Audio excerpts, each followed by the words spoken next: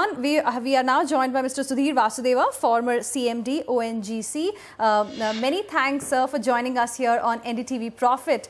Before we come to the oil and gas sector in particular, let's talk about the presidential address today. If you managed to hear what he spoke about, your thoughts on the specific thing that the new government is going to come out with a comprehensive energy policy, and the government is also likely to formulate clear policy for the natural resources.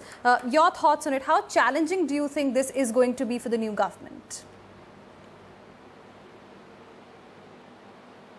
It's really a music to our ears that finally the government is going to come out with a comprehensive energy policy, and this is being under discussion of late, because everybody was feeling a compelling need for having a integrated energy policy, and people even started talking about having an energy ministry rather than having fragmented ministry on coal, power and petroleum and natural gas.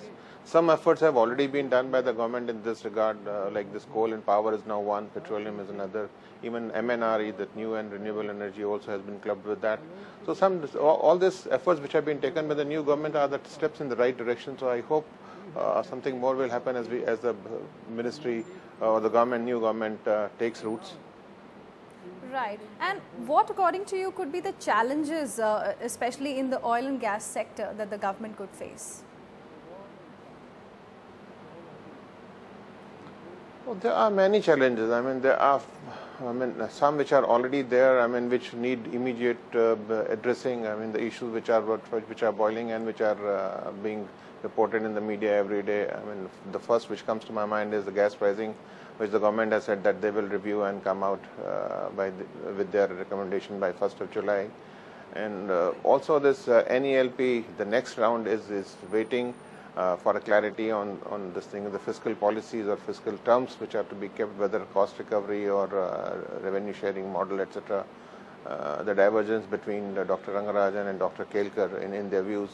So these need to be addressed, and subsidy mechanism for E&P companies is a very, very big thing, which is going to sort of make or mar the future. The way E&P companies were burdened with 67,000 crores out of 140,000 crores last year, this will only break their back. ONGC in the last quarter got only $33, and for the year they got only $41 for every barrel of oil they produced, and the cost of production itself is $40. So this again I was hearing to another discussion this morning, and I was very glad to know that the government has decided to take up that agenda again of giving $65 per barrel to ONGC and Oil India. If this cabinet note is moved again and is approved at the earliest, this will be very good for E&P companies, because they'll be able to plow back all their reserves and surpluses into more exploration, and they'll be able to monetize more assets, which is requirement of the day. Right. Mr. Vasudev, when the government does come out with an energy policy, do you think it will be a drastic overhaul, or will it be just tweaking of what already exists? Because on one hand you have high taxes, then you have subsidies. For people to make investment, it becomes very difficult with the subsidy regime. And then on one hand, the government is the owner of all resources, and you have operators extracting it, selling it. Why should they put in their risk? Because then there is so much of uncertainty once a contract is signed up. Do you think it will be a drastic overhaul?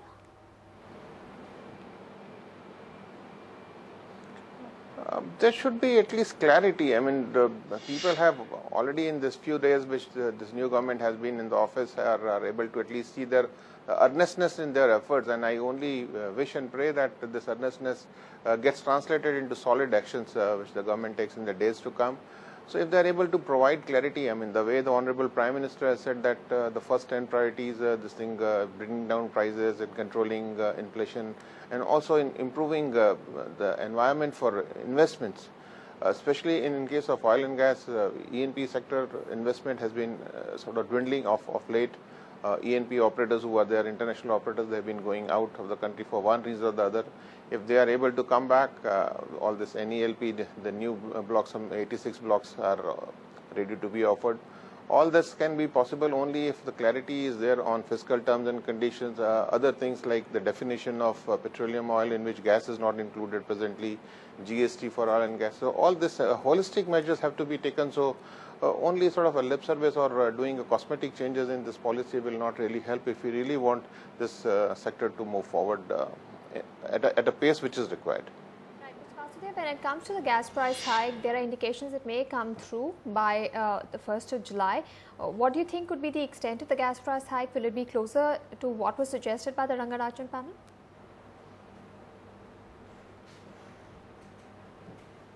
It is anybody's guess, but I mean, when the Rangarajan committee has done a very comprehensive view, and this has, in the previous government, this has seen the whole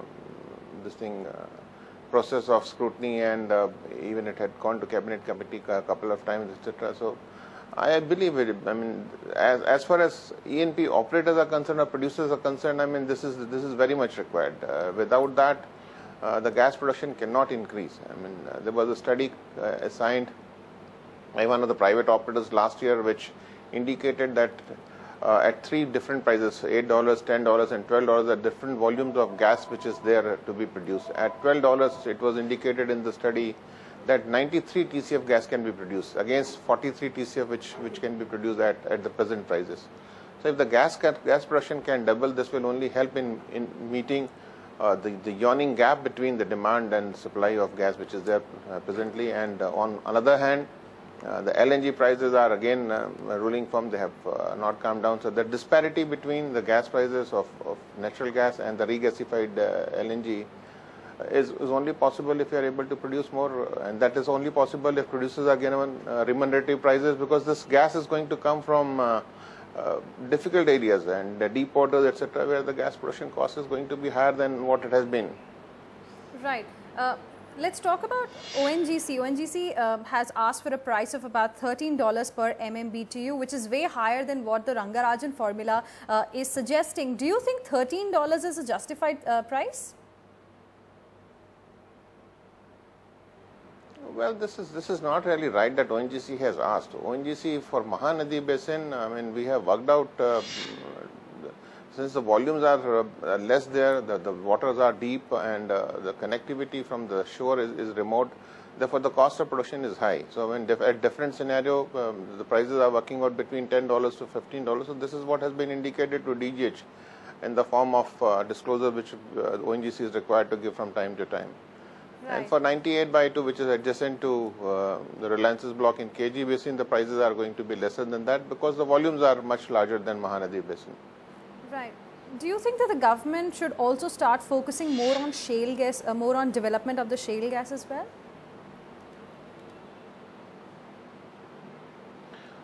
Well, the shale gas, I mean, there has to be certainty, first of all. I mean, there are different figures of the potential of shale gas in India are floating. First of all, there has to be certainty on that. So, as compared to US and China, where the large quantity of or large reserves of shale gas have already been established, in India it is yet to be done, and it is much smaller as compared to these two countries.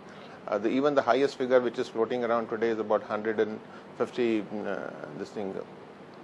TCF. So it is not really that much, and it is going to be difficult as compared to other countries, because I mean the areas where this shale gas is expected to be available are inhabited, and plus water is going to be a very big requirement. So these two are going to be scarce in case of India. So I mean, shale gas should definitely be given the due priority which it requires. But I mean, this shale gas cannot substitute for the natural gas, the conventional natural gas. Right. Both should go together concurrently. Right, Mr. Vasudev, thanks to the consistent and the regular hikes in diesel prices, the diesel under recovery has come down to a very large extent, now less than 3 rupees. Do you think that the stage has been set for complete diesel deregulation?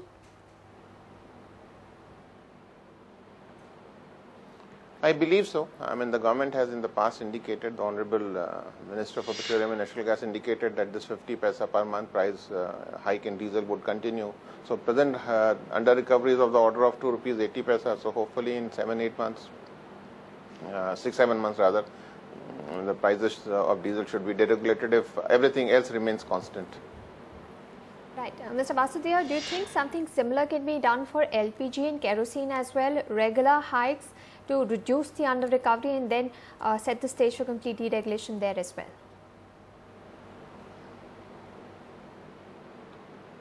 Well, I mean, this is definitely a wish list for anyone, because today out of 1,40,000 crores of under this thing subsidy, which in the fiscal 14 government and E&P companies had to pay, 62,800 crores was for diesel, balance was for kerosene and LPG, about 30,000 crores for kerosene and about 46,000 crores for LPG. So even if that can be done away with, I mean, even in a progressive manner gradually, this would be a welcome step. Right. And do you think that a new government has now the appetite to shift away from the populist measures which were here on till now when it comes to subsidies and regulating the prices? Do you think that the new government has an appetite to do that? I believe so, with the kind of maturity which the Honorable Prime Minister has been able to get because of his efforts, etc. I mean, they should do something which has not been done so far. And what do you expect from the new government in terms of the subsidy sharing mechanism? What are your recommendations? What can be done to reduce the burden on the upstream companies? Well, the ideal thing would be total abolition of subsidy mechanism, but I know it is going to be very, very difficult. I mean, last year out of 140,000 crores, the government shared only 77,000 crores, and balance was passed on to E&P companies. So it is a large requirement if we wish that E&P companies are totally sort of waived off from this responsibility. But I mean, at least $65, which ONGC and Oil India have been demanding, that if they are given at least $65, which is minimum required to put any field on production, this will help in two ways. First of all this uncertainty of $56 per barrel of oil production mechanism to $65 per barrel to be given to E&P companies. There will be a certainty of what are going to be our capital inflows. Plus, I mean, it has been seen by ONGC and Oil India that in the short to medium term, $65 is a minimum required for break-even price for any project to be viable. So with this, I mean, if 65 is given, both ONGC and Oil India would be able to take up many marginal fields. I mean, in case of ONGC, even Bombay High field redevelopment is not becoming possible at less than $65. So this is the kind of predicament which these companies are facing. So if this proposal of $65 is cleared, I mean, this will provide a lot of relief and a lot of clarity to both these companies. All right. Many thanks, Mr. Vasudeva, for joining us here on NDTV Profit and sharing with us your views on this particular sector. Many thanks.